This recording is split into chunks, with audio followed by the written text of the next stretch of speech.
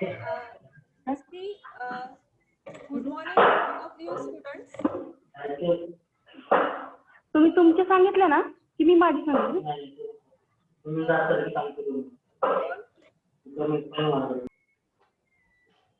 Everyone mute yourself. See, we are having our alumni student Ashish Panaskar, who is 2015 batch pass out. He secured 72% in his BE electrical, and after passing from KJ College of Engineering, he worked as in the quality department in the automotive industry of Precon Limited, and now he is working as the electrical contractor, and he does all kind of electrical installation work, public work, railway electrification, all of these work. And now he will guide us regarding the license procedure of electrical contractor and opportunities and challenges in the electrical contractor. Okay. So Ashish, I will Shidran? make you the host. हाँ. Okay, ma'am. We will start. So you can share your PPT. Okay, ma'am. So let's start. If anyone comes in the meeting, you please admit it. Okay. Okay, ma'am.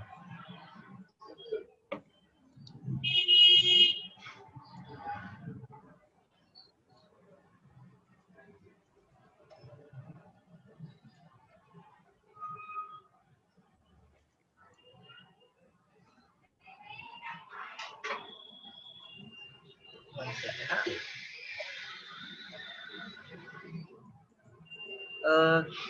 PPT is visible to everyone? Yes, yes. Yes sir. हाँ, तो हम लोग आज थोड़ा सा Hindi use करेंगे क्योंकि इसमें थोड़ा सा कंसेप्चुअल और डॉक्यूमेंटेशन प्रोसीजर है, तो मैं ज्यादा अच्छे से एक्सप्लेन कर पाऊंगा। ठीक है ना? तो देखो, हम लोग जो है अभी मतलब मैं थोड़ा सा लास्ट में भी डिस्कस करूंगा कि क्या मार्केट में आज न्यू अपॉर्चुनिटीज वगैरह अवेलेबल है, लेकिन इलेक्ट्रिकल कॉन्ट्रैक्टर सिस्टम में हम लोगों का जो है, मेरा मतलब अभी 3.5 साल से ऊपर हो गया है, तो आज तक का मेरा एक्सपीरियंस और क्या प्रोसीजर वगैरह है इसमें मैं तुम लोगों को आज एक्सप्लेन करने वाला हूँ कि क्या अपॉर्चुनिटी होता है, टेंडरिंग सिस्टम क्या होती है, इलेक्ट्रिकल कॉन्ट्रैक्टर्स लाइसेंस को हासिल करने के लिए क्या क्या प्रोसीजर इन्वॉल्व है, तो ये सब बातें हम लोग डिस्कस करनी है। तो हम लोगों को पहले ये समझ के लेना हो कि एज अ बीई इलेक्ट्रिकल क्या अपॉर्चुनिटीज अवेलेबल है एज अ इलेक्ट्रिकल कॉन्ट्रैक्टर। वैसे तो अभी के वक्त में मैं अभी तुम लोगों को ये स्पेशल सेमिनार कंडक्ट करने के पीछे मेरा एक खास जो मकसद है वो है कि अभी जो पुणे और मुंबई में मैंने आज तक 3 साल का जो मेरा एक्सपीरियंस है, वो मोर देन 80% जो इलेक्ट्रिकल कॉन्ट्रैक्टर्स है वो अनक्वालिफाइड है, मतलब ऑलमोस्ट वो जो है 10th पास 12th पास या फिर जो पुरानी कॉन्ट्रैक्टर्स है वो सब ऐसे ही है। तो ये लोग क्या करते हैं, बी इलेक्ट्रिकल पर्सन से जो है इलेक्ट्रिकल कॉन्ट्रैक्टर लाइसेंस ऑथोराइज करवा के लेते हैं, लेकिन बी इलेक्ट्रिकल स्टूडेंट खुद अपने लिए नहीं करता है, उनको रेंट पे देता है, खाली 3% 5% कमीशन अपने पास खुद के पास लेता है, और कॉन्ट्रैक्टर लाइसेंस पूरी जिंदगी के लिए यूज करने के लिए इलेक्ट्रिकल कॉन्ट्रैक्टर्स को दे देता है। तो ये थोड़ा सा कहीं तो कम होना चाहिए। इसकी एक छोटी सी शुरुआत के लिए मैं सब कुछ आपको ये सारी बातें आज शेयर करने वाला हूँ। तो इसमें हम लोग क्या क्या आज डिस्कस करेंगे, opportunities available, procedure, opportunities with government sector, challenges, job versus electrical contractor और जनरल जॉब अपॉर्चुनिटी। ठीक है?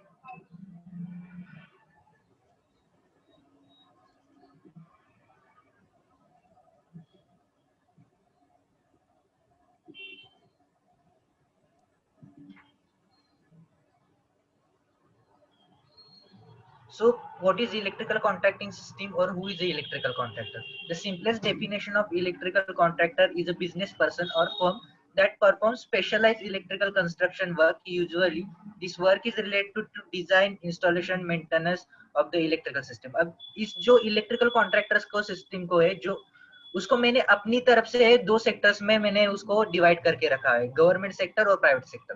तो प्राइवेट सेक्टर को हम लोग जो है थोड़ा सा बाद में देखेंगे। हम लोग जो है गवर्नमेंट सेक्टर से शुरुआत करते हैं कि क्या अपॉर्चुनिटीज अवेलेबल है और कैसे हम लोगों को आगे देखना है। ठीक है, तो गवर्नमेंट सेक्टर में तो मतलब अंडर स्टेट ऑफ महाराष्ट्र बहुत सारे सेक्टर्स आते हैं, लेकिन उसमें से मैंने जो टारगेट किया शुरुआत के दिनों में अपना फाइनेंशियल सिचुएशन देख के और बाकी सारी बातें, या तो फिर जहाँ पे मेरे को सपोर्ट मिला कि यहाँ पे ये पर्सन मेरे पहचान का है, ये मुझे सपोर्ट कर सकता है, तो ऐसे मैंने चार सेक्टर्स को शुरुआत में टारगेट किया था।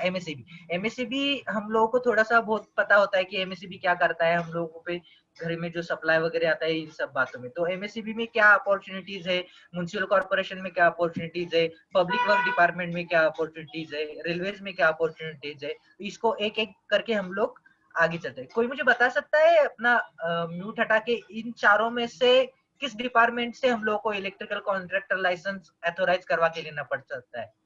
चैट बॉक्स में भी तुम लोग बोल सकते हो। इन चारों में से किसके पास से हम लोगों को इलेक्ट्रिकल कॉन्ट्रैक्टर लाइसेंस अप्रूव करके मिलता है? PWD, correct. This one is perfect answer. Most of the students को हम लोग जो पास आउट होते हैं तो सबसे पहले यही बात पता नहीं होती कि कौन से डिपार्टमेंट से अपने को इलेक्ट्रिकल कॉन्ट्रैक्टर लाइसेंस कलेक्ट करना होता है। ठीक है, तो इसके बाद जो है अपॉर्चुनिटीज इन गवर्नमेंट टेंडरिंग में, मतलब गवर्नमेंट सेक्टर में कौन सी टेंडरिंग अपॉर्चुनिटीज अवेलेबल होती है। तो एमएससीबी के पास देखो, हम लोग सबसे बेसिक काम हमारा होता है न्यू एनर्जी मीटर इंस्टॉलेशन। किसी ने अगर घर पे मीटर वगैरह लेना है तो हम लोग उसको टेस्ट रिपोर्ट वगैरह अवेलेबल करवा के दे सकते हैं। एमएससी के पास cable laying, generator installation, transformer installation, substation installation, feeder pillar installation, solar rooftop plant installation अभी कॉन्ट्रैक्टर के पास आ गया है विद नेट मीटरिंग सिस्टम। तो नेट मीटरिंग सिस्टम के लिए इलेक्ट्रिकल कॉन्ट्रैक्टर की हेल्प लगती है, उनको सारा रिपोर्ट्स और डॉक्यूमेंटेशन उनका इलेक्ट्रिकल कॉन्ट्रैक्टर करवा के देता है। फिर electrical installation in high rising residential and commercial buildings. ऐसे कुछ एमएससीबी की तरफ से अपने को नहीं क्या अपॉर्चुनिटीज अवेलेबल है। अभी एमएससीबी के लिए मैंने भी बहुत ज्यादा काम नहीं किया है, मैंने बहुत ज्यादा काम किया है म्युनिसिपल कॉर्पोरेशन के लिए। तो म्युनिसिपल कॉर्पोरेशन का मुझे ज्यादा तो प्रोसीजर वगैरह पता है। तो उनमें जो है annual maintenance of landmarks, government building, government hospital, drama halls, supplying and erecting street light poles, maintenance of highway streets and city roads, इस तरह के कुछ काम जो है म्युनिसिपल कॉर्पोरेशंस के वेबसाइट पे अवेलेबल होते हैं। तो उसमें हम लोगों को टेंडर फिलअप करना होता है। टेंडर फिलअप का भी मैं तुम लोगों को थोड़ा सा आज एंड ऑफ द सेशन बताने वाला हूँ कि टेंडर जो भरना वगैरह होता है वो कैसे प्रोसीजर किया जाता है। और पीडब्ल्यूडी, जिससे हम लोगों को लाइसेंस अप्रूव करवा के लेना है। तो पीडब्ल्यूडी में भी कुछ इसी तरह का काम रहता है, लेकिन थोड़ा सा हायर लेवल पे रहता है, उनको कॉस्टिंग थोड़ा ज्यादा रहता है। तो इसके लिए एक वेबसाइट करके आता है mahatenders.gov.in करके। इस वेबसाइट को भी हम लोग थोड़ी देर बाद एक्सेस करके देखने वाले। तो जितने भी महाराष्ट्र में टेंडर्स फिलअप किए जाते हैं वो आपको इस वेबसाइट पे मिल जाएंगे। जो मैं लास्ट में वेबसाइट मेंशन किया है mahatenders.gov.in करके, दिख रहा है सबको? जो भी अपॉर्चुनिटीज अवेलेबल है सारे डिपार्टमेंट्स की, ये सारे डिपार्टमेंट छोड़ के जो मैंने आपको बताया, बहुत सारे डिपार्टमेंट है, वो लिस्ट जो है कभी खत्म नहीं होने वाली है। तो आप लोग थोड़ा सा अंदाजा लगा सकते हैं कि कितनी सारी अपॉर्चुनिटीज अवेलेबल है। जैसे हम लोग वेबसाइट पे जाएंगे ना तो आपको समझ में आ जाएगा कि क्या अपॉर्चुनिटीज अवेलेबल। ठीक है, how to get a electrical contractor licence. अभी यहाँ से हम लोगों का जो है असली प्रोसीजर शुरू होता है। देखो हम लोग सब सुन रहे हैं ना? कोई मुझे एक अनम्यूट करके, हाँ हेलो हॅलो आशिष, हाँ मैम। रूम मधले स्टाफ आणि स्टुडंट्स ऍड कर. हो, एक एंटर वेटिंग रूम, हाँ एंटर होता है ते बरेच जण. हां, अच्छा ऍड करायचे का? Admit all.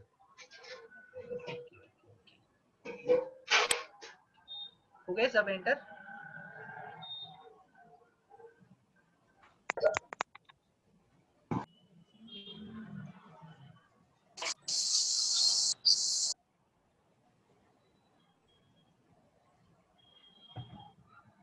चलिए शुरू करते हैं। तो यहाँ से हम लोगों का जो है ओरिजिनल प्रोसीजर शुरू होता है कि इलेक्ट्रिकल कॉन्ट्रैक्टर लाइसेंस कैसे हासिल किया जाता है। तो इलेक्ट्रिकल कॉन्ट्रैक्टर लाइसेंस हासिल करने के लिए सबसे पहला स्टेप है, हम लोगों को सीधा कॉन्ट्रैक्टर लाइसेंस नहीं मिल सकता, हम लोगों को पहले इलेक्ट्रिकल सुपरवाइजर लाइसेंस निकालना पड़ेगा। तो उसके बाद हम लोगों को इलेक्ट्रिकल कॉन्ट्रैक्टर लाइसेंस के लिए हम लोग अप्लाई कर सकते हैं। तो सबसे पहले हम लोग को इलेक्ट्रिकल सुपर लाइसेंस के लिए क्या डॉक्यूमेंटेशन जरूरी है, क्या प्रोसीजर है, ये हम लोग देखते हैं। ठीक है, क्वालिफिकेशन। देखो क्वालिफिकेशन में क्या है, खाली सिर्फ और सिर्फ बी इलेक्ट्रिकल स्टूडेंट्स को सुपरवाइजर लाइसेंस एग्जामिनेशन में छूट है। बाकी कोई और डिपार्टमेंट का, टीचर का या फिर 10th पास स्टूडेंट या ग्रेजुएशन पर्सन है तो उसको इलेक्ट्रिकल सुपरवाइजर लाइसेंस का एग्जाम देना पड़ेगा। और बाकी सब लोगों के लिए ये एग्जाम देना ही पड़ेगा, उसमें आपको क्वालिफाई होना पड़ेगा। लेकिन खाली सिर्फ और सिर्फ बी इलेक्ट्रिकल स्टूडेंट के लिए इस एग्जाम में आपको छूट है, लेकिन आपको उसमें कुछ क्राइटेरिया फिलअप करके देना पड़ता है। उसमें से फर्स्ट क्राइटेरिया है who is a domicile of state of Maharashtra, मतलब कम से कम आप 10 साल से महाराष्ट्र स्टेट के डोमिसाइल होने चाहिए, ये फर्स्ट कंडीशन आता है उसमें। लेकिन इसका मतलब ये नहीं है कि बाहर का कोई पर्सन सुपरवाइजर लाइसेंस के लिए अप्लाई नहीं कर सकता, उसको कुछ थोड़े से एडिशनल डॉक्यूमेंट्स उसके साथ जमा करवाने पड़ेंगे। लेकिन ये बेसिक कंडीशन है who is the domicile of state of Maharashtra. और सबसे इम्पोर्टेंट बात मैं तुम लोगों को बताना चाहता हूँ कि ये जो सुपरवाइजर लाइसेंस प्रोसीजर है ये 1925 ब्रिटिश कालीन मतलब सिस्टम है। तो आप this system is applicable for all over the world, मतलब ये बात आप समझ के ले लो। अगर अमेरिका भी चले जाओगे, अमेरिका भी, तो वहां पे इलेक्ट्रिकल सुपरवाइजर लाइसेंस आपको मिलेगा, बस उनका कुछ फॉर्मेट अलग रहेगा, लेकिन ये वर्ड जरूर आएगा। तो इस बात को आप स्पेसिफिकली नोट करके रखो।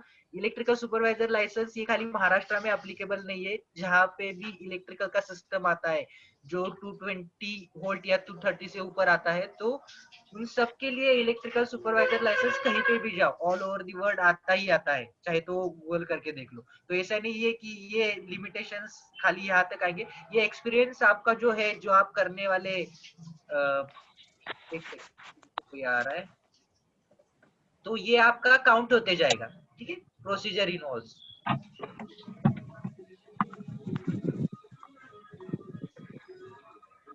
ठीक है, तो आपका इसमें जो क्राइटेरिया है मैं आपको शेयर कर देता हूँ। श्रुति मैम प्लीज जरा ऑडियो म्यूट करने के लिए बोलिए स्टूडेंट्स को। Everyone mute your audio.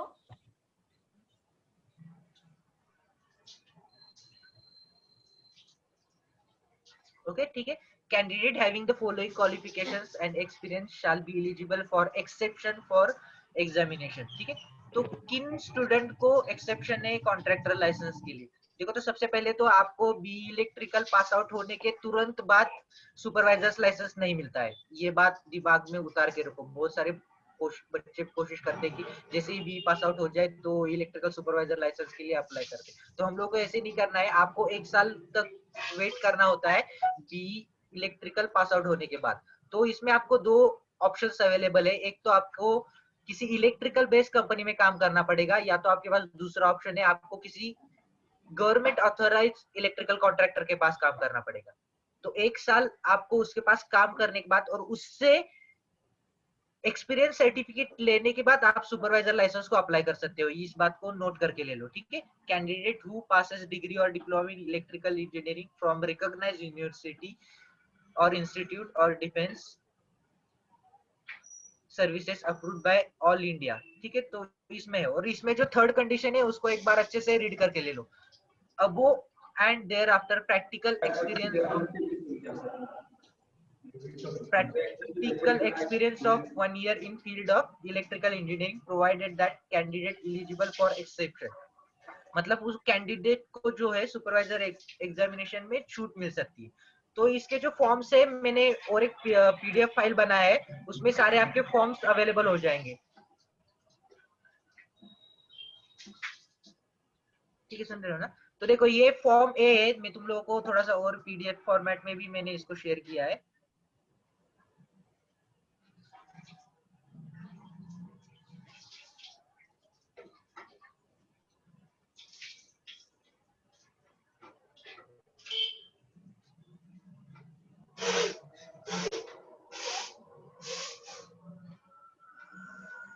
ये जो पीडीएफ दिख रहा है अभी सबको,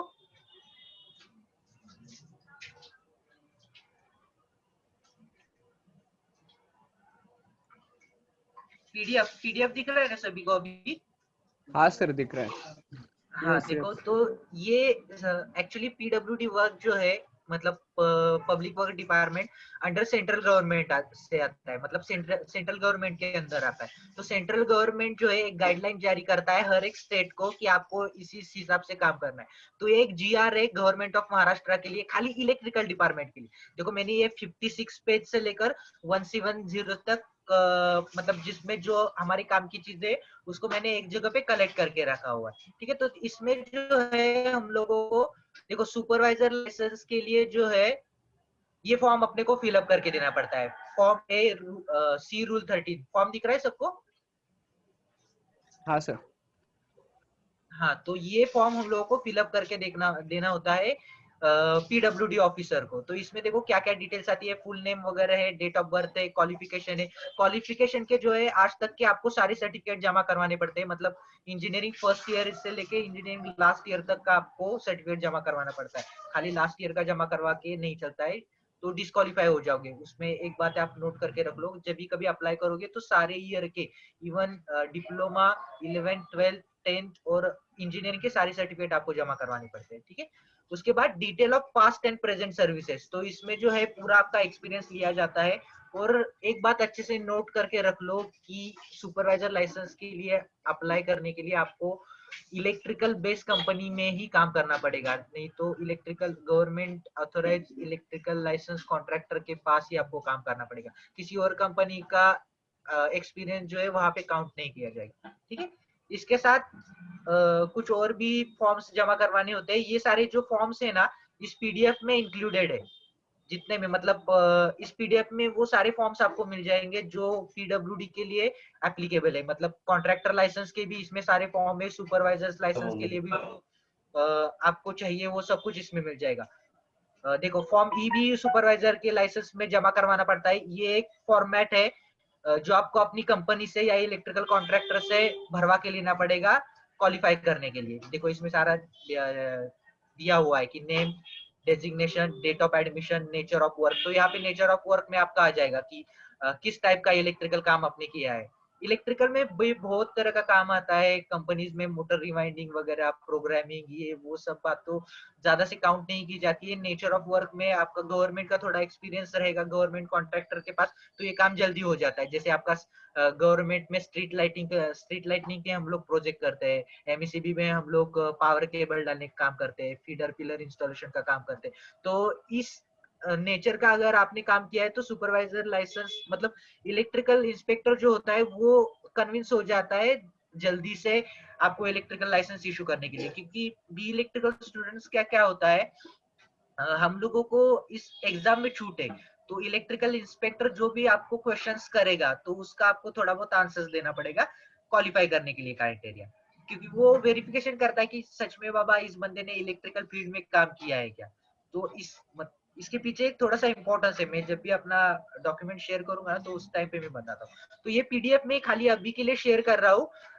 मतलब मैं जब ये सेमिनार खत्म करूंगा तो ये पीडीएफ में श्रुति मैम और मोहित सर को मेल करने वाला हूँ, तो इसको एक बार अच्छे से गो थ्रू कर लेना। इसमें ऑलमोस्ट सब कुछ डेटा इंक्लूडेड है जो भी आपको चाहिए होगा, मतलब लीगली कैसे आपका प्रोसीजर जाएगा, सारे फॉर्म्स वगैरह। तो इस पीडीएफ को अच्छे से गो थ्रू कर लिया जो भी इलेक्ट्रिकल कॉन्ट्रैक्टिंग सिस्टम में इंटरेस्टेड है। ठीक है, देखो यहाँ पे signature of employer licence contractor, यहाँ पे आपको स्टैंप लेना पड़ता है उस कंपनी से या फिर इलेक्ट्रिकल कॉन्ट्रैक्टर से। तो ये फॉर्म सबसे इंपॉर्टेंट है, समझ गए ना तुम लोग?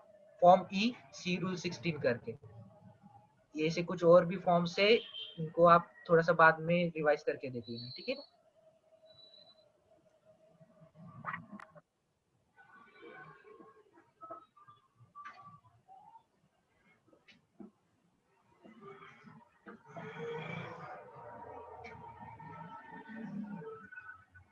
अभी हम लोग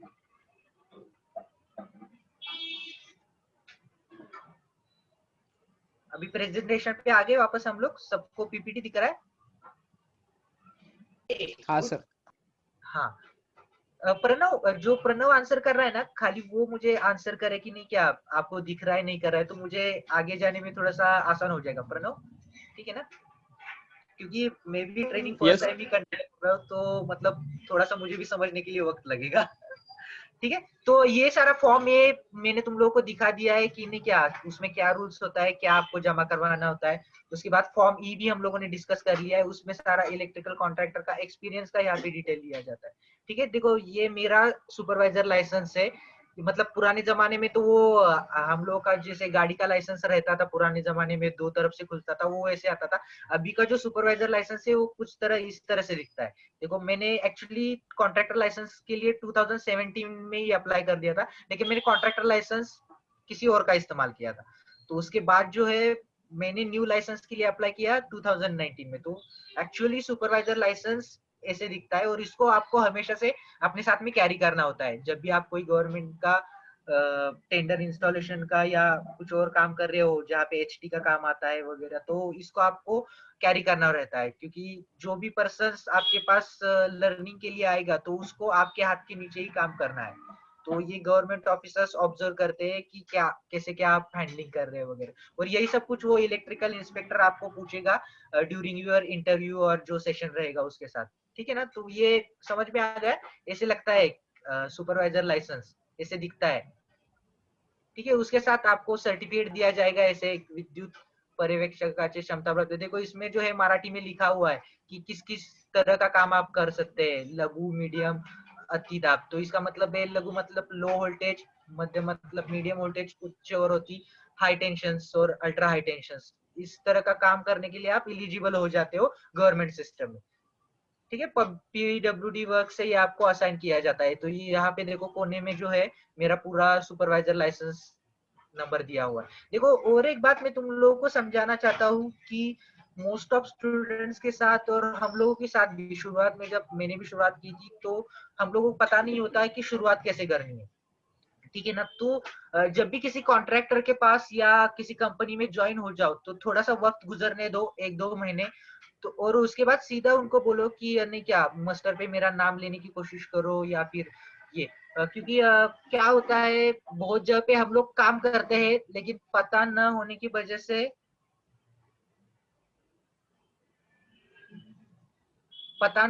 वजह से हम लोग जो है पीछे रह जाते हैं। तो इस बात को थोड़ा सा नोट करके रखना।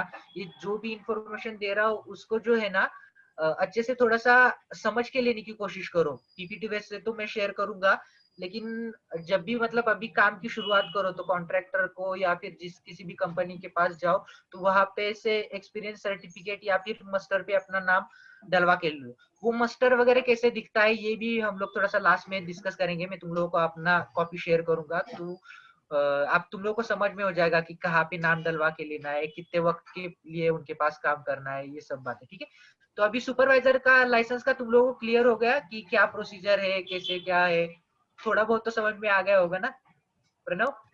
हाँ, यस सर, यस सर। हाँ, तो देखो पहले सुपरवाइजर लाइसेंस को निकालना पड़ता है, फिर सुपरवाइजर लाइसेंस के लिए आपको कम से कम 1 साल तो रुकना ही रुकना पड़ेगा, लेकिन कॉन्ट्रैक्टर लाइसेंस के लिए आपको रुकने की जरूरत नहीं पड़ती है। जैसे ही आपका सुपरवाइजर लाइसेंस आ जाता है तो तुरंत ही आप लोग कॉन्ट्रैक्टर लाइसेंस के लिए अप्लाई कर सकते हो, उसमें बीच में रुकने की जरूरत नहीं होती। खाली एक ही कंडीशन है कॉन्ट्रैक्टर लाइसेंस के लिए, जब तुम लोग अप्लाई करते हो तो आप किसी और कॉन्ट्रैक्टर के साथ उस सुपरवाइजर लाइसेंस नंबर के साथ काम नहीं कर सकते हो, या फिर और किसी कंपनी में काम नहीं कर सकते ऑन डॉक्यूमेंट।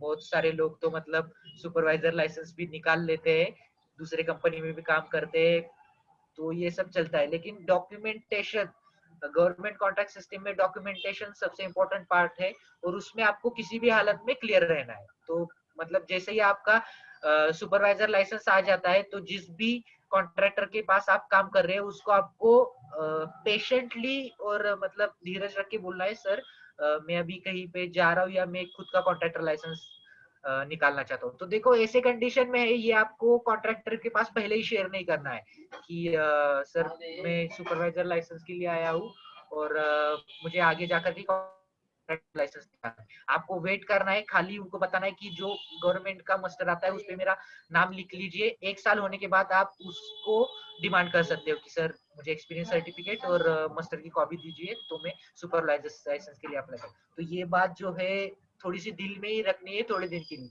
इस बात को अच्छे से समझ लो, नहीं तो कोई कॉन्ट्रैक्टर या कंपनी शुरुआत में अलाउ नहीं करती है, क्योंकि हम लोगों का भी वही नेचर रहता है और सामने वाले का भी वही नेचर रखता है। एक बार अपना काम हो गया तो मतलब छोड़ दो उसको, है ना, करेक्ट है कि नहीं? सुन रहे हैं ना सब? तो हाँ हाँ करेक्ट। तो अपना जब तक सुपरवाइजर लाइसेंस नहीं होता तो किसी के साथ भी ये डिटेल शेयर नहीं करनी है कि मुझे आगे क्या करना है। इस बात को अच्छे से दिमाग में उतार लो। एक बार आपका बहुत सारे बच्चों को जो है कॉन्ट्रैक्टर लाइसेंस के लिए आपको उतनी डिफिकल्टीज नहीं आएगी जितना आपको सुपरवाइजर लाइसेंस को हासिल करने में डिफिकल्टीज आएगी। तो इस बात को अच्छे से समझो। एक बार आपको सुपरवाइजर लाइसेंस निकल गया तो आगे बहुत ज्यादा मुश्किलें नहीं आएगी, कॉन्ट्रैक्टर लाइसेंस इजीली मिल जाएगा। लेकिन सुपरवाइजर लाइसेंस सबसे इंपॉर्टेंट पार्ट है। ठीक है, अच्छे से समझ लो। ठीक है, अभी तो हम लोग सुपरवाइजर लाइसेंस होने के बाद कॉन्ट्रैक्टर लाइसेंस के लिए कैसे अप्लाई करने हैं वो सारा डिटेल्स यहाँ से आगे लिखते हैं। ठीक है, and electrical contractor licence shall be granted only to the person और firm who has in his possession the instrument necessary for carrying out the test required under the Central Electricity Authority। तो इसका meaning समझ के ले लो first statement का। आपको electrical licence मतलब electrical contractor licence को आपको पाने के लिए आपको आपके पास कुछ इंस्ट्रूमेंट होना जरूरी है। मतलब जो भी जनरल काम में लगता है कुछ आपको इंस्ट्रूमेंट होना चाहिए, जैसे आपके वायरमैन के पास कुछ प्लायर हो गया, क्रिपिंग मशीन हो गया, और सबसे टू इम्पोर्टेंट ये है टूल्स मेगर और इंसुलेशन। मेगर आपको कैरी करना होता है, मेगर आपको मतलब परचेस करके उसका जो है रिसीट कॉन्ट्रैक्टर लाइसेंस की कॉपी को इशू करवाने के लिए आपको जमा करवाना पड़ेगा, मतलब मेगर होता है। और ये एक सेकंड में उस पीडीएफ में दिखाया हुआ है, हम लोग थोड़ा सा और पीडीएफ की तरफ जाने की कोशिश करते हैं।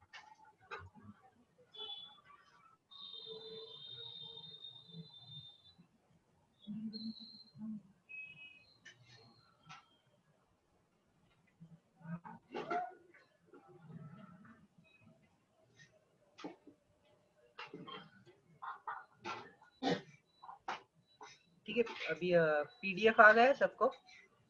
After 5 minutes, everyone you have to rejoin. Okay. Okay ma'am. ठीक है, तो देखो पीडीएफ में हम लोग जो है अभी जो भी लाइसेंस कॉन्ट्रैक्टर को ना जमा करवाना होता है डॉक्यूमेंट वो सब कुछ देख रहे हैं। तो इसमें जो है पहले हम लोग लिस्ट जो है पहले लिस्ट देखते हैं और बाद में फॉर्म पे आते हैं। ठीक है, देखो शेड्यूल एलडी, तो list of documents to be submitted for new contractor licence, इतना बड़ा लिस्ट है। हाँ, ये सब कुछ आपको जमा करवाना होता है। Approval for name of firm from electrical inspector concern, तो शुरुआत में आपको 3 नाम देने होते हैं कि ये तीनों में से नाम आपको एक सिलेक्ट करना है इलेक्ट्रिकल कॉन्ट्रैक्टर लाइसेंस फॉर्म के लिए। New contractor licence in the form of N duly filled, तो फॉर्म एन भी इस पीडीएफ में इंक्लूडेड है, हम लोग उस पे थोड़ी देर बाद जाते हैं। तो इसमें देखो थर्ड पॉइंट लिखा हुआ है मेगर और earth test inspection report in prescribed form SNT duly verified. तो आपको कॉन्ट्रैक्टर लाइसेंस को अप्लाई करने के लिए पहले मेगर और अर्थ टेस्ट मतलब जो इंस्ट्रूमेंट है वो आपको खरीद के रखना होगा विथ जीएसटी, मतलब उनको जीएसटी पे करना है, उसका रिसीट आपको लेना है और वो इसके साथ आपको मतलब अटैच करना पड़ता है जब भी आप अप्लाई करेंगे तो। ठीक है ना, मतलब इस बात को समझ लो। तो कुछ बेसिक इंस्ट्रूमेंट्स आपके पास पहले से होने चाहिए तो इलेक्ट्रिकल इंस्पेक्टर को कन्विंस करने में इजी हो जाएगा। ठीक है, ओरिजिनल चलन ऑफ रिक्वेस्ट फी पेड, मतलब पीडब्ल्यूडी को जो है 2500 मतलब 2500 रुपए पे करना पड़ता है हम लोगों को एज अ प्रोसेस चार्जेस। ठीक है, बाकी का लेना देना अभी मतलब ये थोड़ा सा बीच में पॉइंट आ गया है तो मैं तुम लोग को शेयर कर देता हूँ। थोड़ा बहुत गवर्नमेंट सिस्टम में लेना देना चलता है, एक्चुअली थोड़ा बहुत नहीं बहुत ज्यादा चलता है, लेकिन शुरुआत तुम लोगों को थोड़े बहुत से करनी पड़ेगी। कॉन्ट्रैक्टर लाइसेंस ऑफिस मतलब पीडब्ल्यूडी ऑफिस जब भी कभी जाए तो रूम मध्ये हाँ जॉईन करून दे स्टुडंट्सला. ओके एक सेकेंड हाँ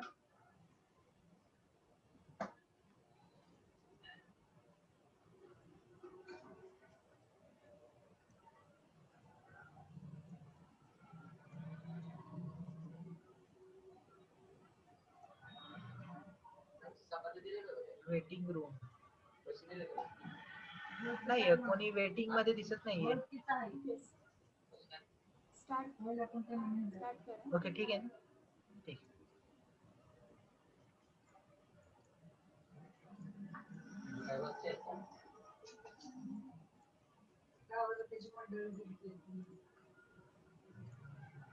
ठीक है ना, तो हम लोग फॉर्म पे दे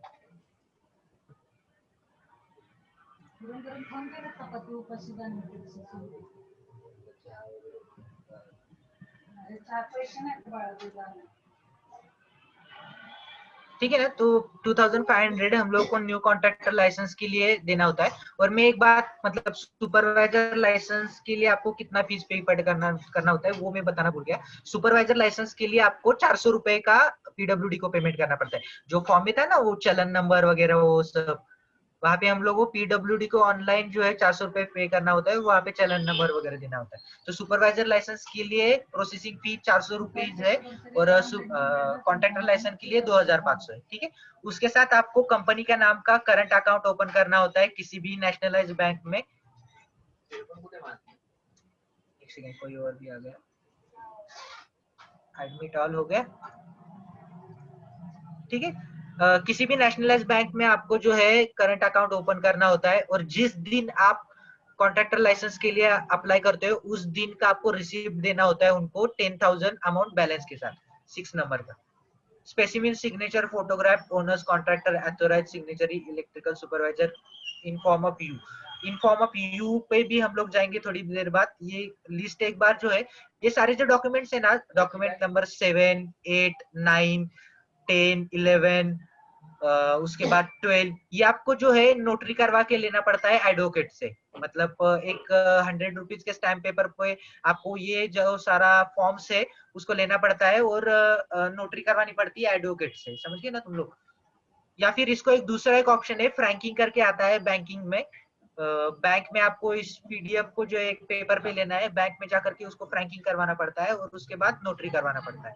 समझिए ना। ये डॉक्यूमेंट जो है ना 7, 8, 9, 10 और 11 नंबर का यहाँ पे लिखा भी है, an affidavit on 100 rupees stamp paper of electrical supervisors before the notary execution magistrate. तो इन बातों को ये थोड़ा सा लीगल टर्म है। शुरुआत में जिनको पता है थोड़ा बहुत उनको फटाक से ध्यान में आ जाएगा कि नहीं क्या ये कैसे बातें करनी है। लेकिन जिनको कुछ नहीं पता है तो शुरुआत में होगा ये एफिडेविट क्या होता है। जैसे हम लोग घर का एग्रीमेंट करते हैं ना, अगर